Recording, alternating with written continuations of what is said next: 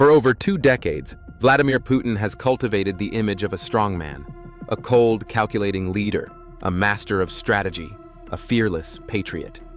Muscular photo ops, stone-faced speeches, and tight control over Russian media have shaped him into a myth, the warrior president who never falters. But behind the carefully staged optics, the truth tells a very different story. Putin isn't fearless, he's paranoid. This is a man who won't fly on regular planes. Instead, he rides in a custom-made armored train, traveling on secret rail lines to avoid detection. He avoids public toilets on trips abroad, choosing instead to have his excrement collected in special bags and returned to Russia, just to prevent foreign intelligence from analyzing his health. He does not use a smartphone. He doesn't browse the internet. He lives in an information bubble, his worldview delivered on printed paper by a tiny circle of loyal aides who control what he sees and hears. When Putin ordered the invasion of Ukraine in 2022, he genuinely believed his own fantasy. He thought Ukrainian cities would fall in days, that civilians would greet his soldiers with flowers. He underestimated the entire nation, because he didn't understand it. This wasn't clever geopolitical chess. It was delusion, born from years of isolation and self-deception. Despite commanding this world's largest country, Putin has shockingly little grasp of modern economics or global politics.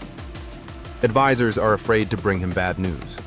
So instead, they bring him the version of reality he wants to hear, a controlled narrative built to keep him calm, secure, and unchallenged. What's left is a man consumed by his image, obsessive about appearances, rumored to wear hidden lifts in his shoes to appear taller, his face frozen by Botox, a strong man, only in photographs. This is the story of how Vladimir Putin, far from the myth, is not a fearless genius, but a paranoid, insecure man, dangerously out of touch with the world he's trying to control. Vladimir Putin often portrays himself as a seasoned intelligence officer, a master of espionage. However, his actual tenure in the KGB paints a different picture, one of a low-ranking bureaucrat with limited operational experience. After graduating from Leningrad State University in 1975, Putin joined the KGB, entering the second chief directorate, responsible for counterintelligence. This directorate was considered a less prestigious entry point compared to the elite first chief directorate, which handled foreign intelligence operations. His initial role involved monitoring foreigners and consular officials in Leningrad, a position far removed from the high-stakes world of international espionage. In 1985, Putin was assigned to Dresden, East Germany, as a KGB liaison officer. Contrary to his later claims of engaging in covert operations, his duties were largely administrative. He collaborated with the Stasi, East Germany's secret police, and handled routine tasks such as processing requests for visits from West German relatives and compiling reports from open-source Western publications. In 1991, having resigned from the KGB, he returned to his hometown St. Petersburg and quickly transitioned into local politics. He became a close aide to Mayor Anatoly Sobchak, an influential liberal reformer. Putin was appointed head of the city's Committee for External Relations, a role that gave him control over foreign trade deals and access to vast financial resources in a time of national economic chaos. In theory, the plan was simple: barter Russia's rich reserves of raw materials like oil, coal, and rare metals in exchange for food to feed the starving city. But what happened next became known as the Food for Metals scandal. Between 1991 and 1992, Putin's office approved exports of metals worth around $93 million. In return, foreign companies were supposed to send large quantities of food aid to St. Petersburg. But the food never arrived.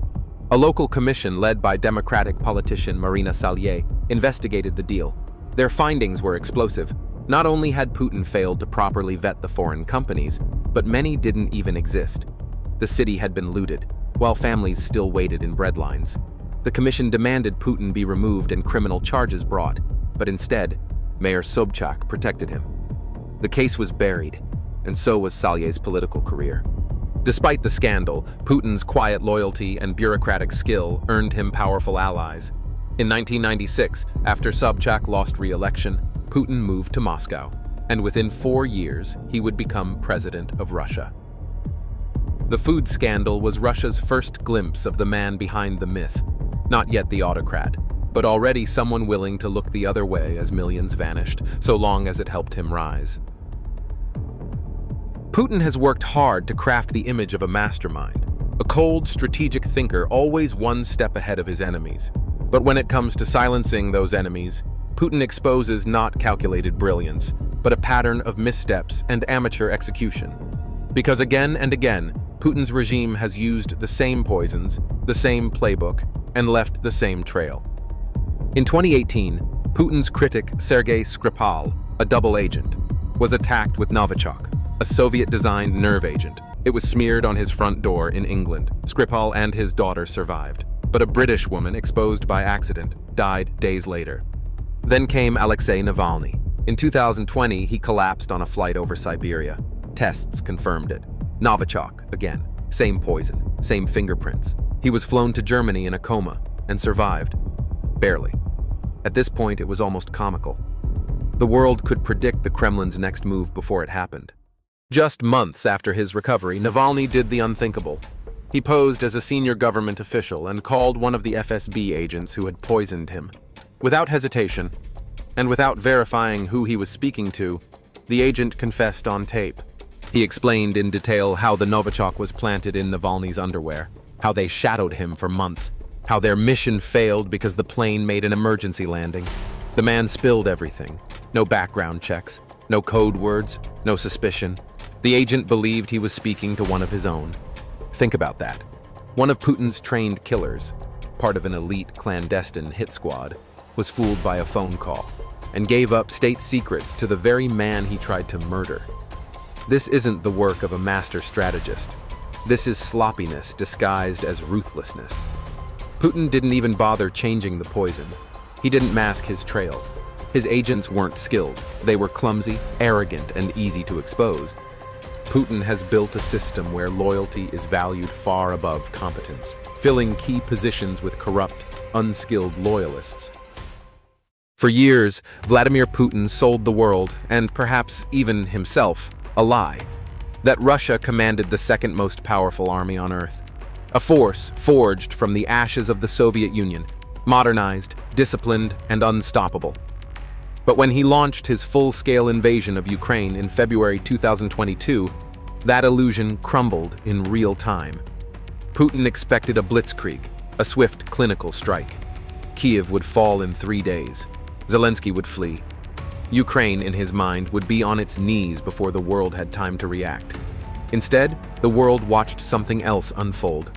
A catastrophic military embarrassment that exposed deep rot within Russia's armed forces, and within Putin's own delusions. Let's begin with the equipment. Much of the Russian arsenal hailed from the Soviet era, designed in the 1970s, stored in decaying warehouses, and poorly maintained. Soldiers were sent into battle with rusting AKs, ancient T-72 tanks, and communication gear older than some of the recruits using them. While Western armies equipped their soldiers with the latest tech, Russian conscripts were often forced to buy their own body armor, boots, and even tourniquets online, or rely on donations from family. Some received ration packs that had expired years earlier.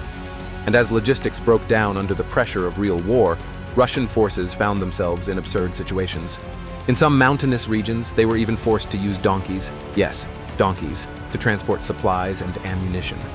A 21st century military once feared as a global superpower, reduced to medieval methods of resupply. But it wasn't just the gear.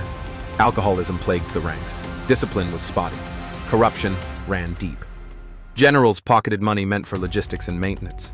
Officers often ruled through violence. There were verified reports of Russian commanders beating, and in some cases even executing, their own men for disobedience or retreating. The army that once marched through Red Square with robotic precision now stumbled through Ukrainian mud with confusion, fear, and little sense of direction. And the strategy? Chaotic. Russian columns moved in tight convoys, perfect targets for Ukrainian ambushes. There was no air superiority, no coherent supply lines.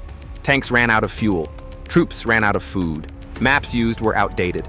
Communication was unsecured. Some Russian units even relied on civilian cell phones, making them easy targets for Ukrainian artillery strikes. Even Russian intelligence failed spectacularly. Putin's FSB fed him fantasy reports that Ukrainians would welcome Russian troops with flowers, that resistance would be minimal, that the Ukrainian state would collapse under pressure. None of that happened. Ukraine did not fall. In fact, it rallied. A former comedian turned president became a wartime leader. NATO, instead of fracturing, strengthened. Finland and Sweden joined the alliance, undoing decades of Russian strategic planning. And the myth of Russia's military might? Destroyed, not by NATO, not by the United States, but by a determined Ukraine, some Western weapons, and Russia's own incompetence. Just look at what happened on June 23, 2023. It was one of the most surreal days in modern Russian history. Yevgeny Prigozhin, once a loyal servant of Putin, head of the Wagner mercenary group, turned his guns not on Ukraine, but on Moscow. Prigozhin claimed he was acting against corruption in the Russian military leadership. He accused Defense Minister Sergei Shoigu and General Valery Gerasimov of betraying Russian soldiers, sending them to die with no support, no strategy, and no honor. But what happened next sent shockwaves through the Kremlin.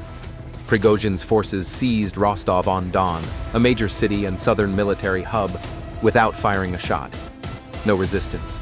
No loyalist forces even tried to stop them. Russian soldiers stationed there simply stood aside or fled. The myth of Putin's iron grip began to collapse in real time. Then, Wagner's convoys began rolling north, toward Moscow. And how did the so-called strongman Vladimir Putin respond?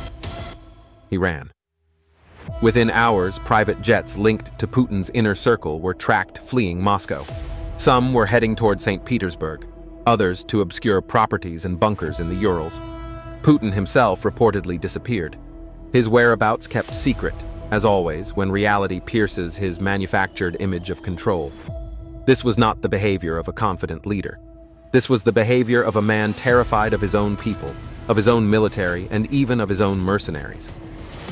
Let's be clear. Prigozhin's troops, at most 25,000 men, were able to advance hundreds of kilometers into Russian territory, almost entirely unopposed. Bridges weren't destroyed. Roads weren't blocked. There was no serious effort to stop them until they were within hours of Moscow. And this is the man, Vladimir Putin, who claims to defend the Russian state from NATO, from the West. He couldn't even defend his own capital from a rogue warlord he once empowered. The truth is, Putin's regime is built on fear, not strength. And the moment that fear breaks, so does the illusion. This one-day mutiny showed the world, and more importantly, the Russian people, just how fragile and hollow Putin's control really is. He talks like a strong emperor, but when real pressure comes, he runs for the hills. Or more precisely, for his bunkers. It's no secret that Putin has a bizarre obsession with underground hideouts. From the Altai Mountains to secret rail-connected compounds deep in the Urals, Putin's regime has built a network of bunkers, stocked with years' worth of food, water, and fuel. Why? Because he's not preparing to fight. He's preparing to hide. And when Wagner stopped just short of Moscow, it wasn't because Putin stopped them. It was because Prigozhin chose to turn back, after striking a mysterious deal brokered through Belarus. But the damage was done. In just 24 hours, Putin was exposed as a man without control, whose generals are hated, whose soldiers are demoralized, and whose government is one convoy away from collapse. Prigozhin didn't take power, but he showed how easily someone could. And that is the real legacy of June 23rd. Not a coup, but a mirror. One that showed the Russian people and the world that Putin is not a strongman. He's a scared man in a bunker, hoarding canned food, running from the very instability he created.